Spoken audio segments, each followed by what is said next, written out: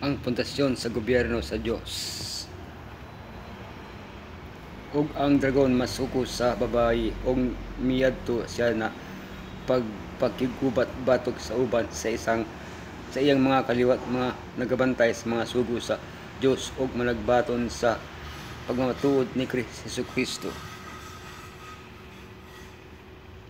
Pinaagi sa pag-obserbar sa kalibutan sa atong palibot atong makita nga ang Dios naglalang og mga balaod nga nagmando niini, mga balaod nga nagtino panaglitan sa paagi diin ang usa ka buhing binuhat mutubo og mulambo. Adunay balaod nga nagpugong kanato nga ilabay samtang ang yuta nagtuyok sa kusog nga og tulin sa iyang giaktag agyanan nilibot sa adlaw. Naghimo man ang Dios sing kasuguan nga nangapakita kung paano kita dapat magkawi kag pagi sa sini ang mga pumuluyo sini mga kalibutan kag ang mga pumuluyo isang iban nga kalibutan lakip ang mga anghel ginagaman agbutang niini nga balaod sa matag intelihenteng binuhat sa universo apan ang sala magtwist sa balaod nga anya kanato usa ang Dios mismo kinahanglang mopaabot niini kanato pinaagi sa tingog ug sa pagsulat. Ang balaod sa celestial sanctuary, ang walay katapusan nga balaod, ang igpahulay, ang kahulugan sa igpahulay, ang igpahulay ug ang panahon sa katapusan. Ang balaod, ang igpapahulay ug ang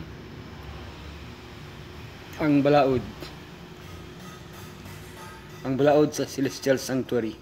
Unya ang templo sa Dios sa langit na naablihan ug sulod sa iyang templo nakita ang arka sa iyang pagpakigsaad. Nakita ni Juan ang langit nung santuaryo nga naabli og diha niini ang arka sa pakigsaad nakita. Natago ba ang arka sa langit nung santuaryo hangtod niadto usa ang girepresentar nili nga panan-awon aron masabtan kini nga panan-awon kinahanglan naton tang-awon ang yutan ong santuaryo ug ang mga katungod ng gisaulog didto. Ang arka nagpabilin nga natago sa tibuok tuig ug makita lamang sa adlaw sa pag-ula ni anang adlaw ang paghukom gihimo ug ang mga sala hingpit nga giwagtang. Ang panan-awon nga gihatag kang Juan nagpakita nga wala madugay human sa mga panan-awon sa kapitulo 11 sa ato pa sa dihang ang Biblia kaylap nga mikaylap sa unang bahin sa ika-19 nga siglo ang paghukom sa langit nagsugod. Sa iya nga ang arka naglangkob sa 10 ka mga sugo diin kita paggahukman kini usab naglangkob sa kalingkuranan sa kaluoy usa ka simbolo sa Dios nung kaluoy diin ang dugo ni Jesus nagtabon sa atong mga sala. Ang walay katapusan nga balaod ayaw kamo paghuna-huna nga mianhi ako aron sa pagbungkag sa balaod sa mga manalagna. Wala ako moanhi aron sa pagwagtang niini kundili aron sa pagtuman niini. Bisan tuod kumon na kaayo kaaron ang pagkadungog nga giwagtang ni Jesus ang 10 kasugo sa krus dili kana ang pagtulon-an sa mga reformador niyang gitudlo sa Biblia. Samtang tinuod nga sa krus ang mga balaod ug mga seremonyas nga mga kalabutan sa yutan ong santuaryo wala na mahimong balido kini dili mao ang kahimtang sa moral nga balaod. Ang balaod sa Dios walay katapusan higpit ong nagdumala sa kinaiya sa matag intelihente nga binuhat sa Dios. Sa pagkatinuod ang balaod walay katapusan tungod kay kini nagpakita sa kinaiya sa Dios.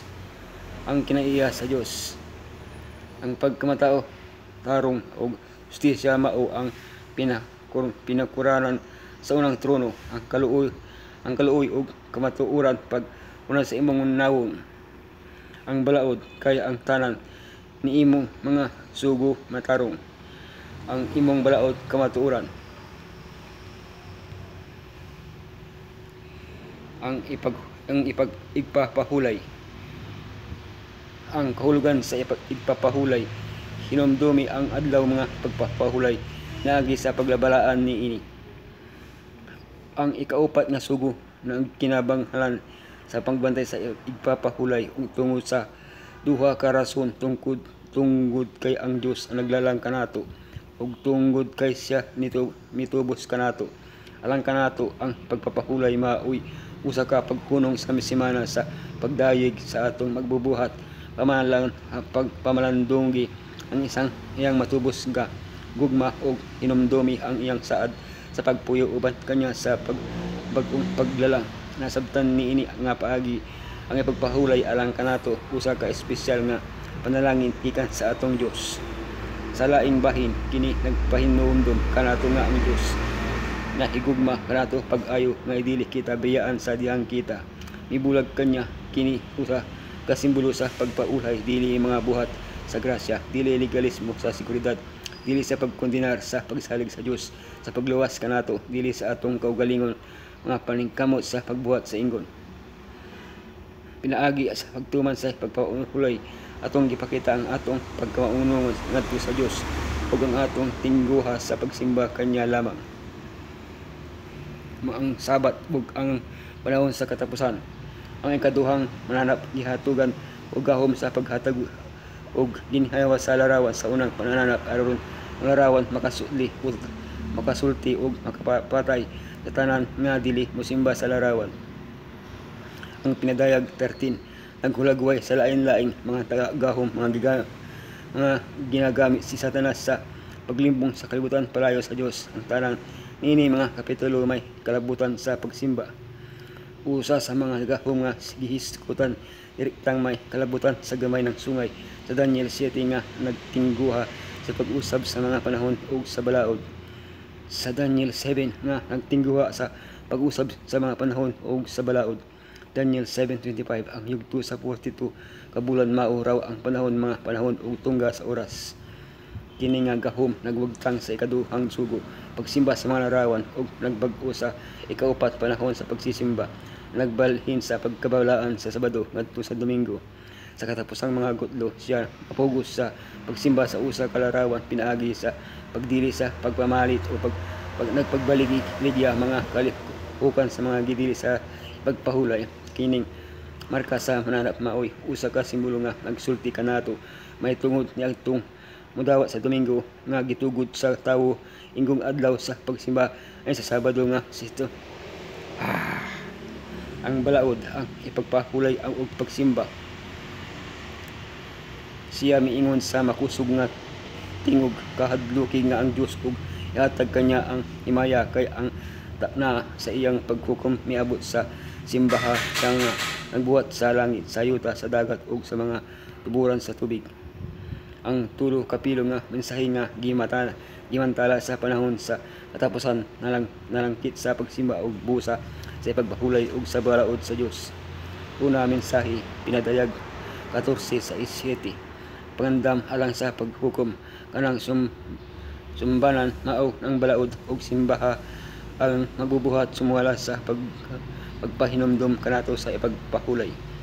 Ikaduha nga mensahe pinadayag 14:8 likahi ang relihiyosong mga sistema nga naghatag og bakak ng pagsimba sa Dios. Katulo nga mensahe pinadayag 14:9-11 paghukom kon kinsa og umaon sa pagsimba ang Dios nagtuman sa igpapahulay o ang kaaway nga idawat sa iyang marka.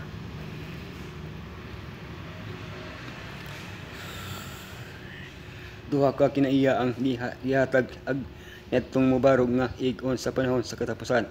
Nagtuman sila sa mga sugo sa Dios ug sa pagtuo kang Hesus aron sa pagtumang sa mga sugo niadtong kritikal nga mga higayon sila kinahanglan nga makadawat sa hugot nga pagtuo ni Hesus dili matarog liyawom hingay dili mabunog.